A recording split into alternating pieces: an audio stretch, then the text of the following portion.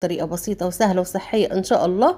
هاقول لكم إيه البدائل اللي ممكن تعمليها، وهنعمله بالزيت وزيت التموين، وإيه اللي هيخلّي زيت التموين ده ما يبقاش معاكِ له ريحة، أكنِّك اللي هياكله أكنِّك عاملاه بالسمنة، وإضافة هتدّيكِ ليه طعم السمنة البلدي، بس مش أصلية، أصلية إضافة من البيت، مش هنشتريها من عند العطار ولا عند بتاع خامات الحلواني ولا أي حاجة. وإضافات تانية بسيطة وسهلة موجودة في كل بيت إن شاء الله، هاخلّيكِ تاكلي الكحك ده أكنِّك عاملاه بزبدة أو بسمنة بلدي أو بسمنة عادية من العلبة، بالإضافات اللي هنحطها إن شاء الله.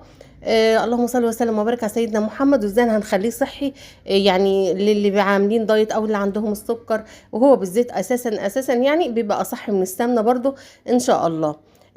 بس إحنا هنعمله زيت التموين، وزي ما قُلت لكم إزاي هنتخلّص أو نتغاضى عن الريحة اللي بتبقى موجودة في زيت التومين ديّة. ولو عايزة تعمليه بالزيت العادي، بزيت تاني يكون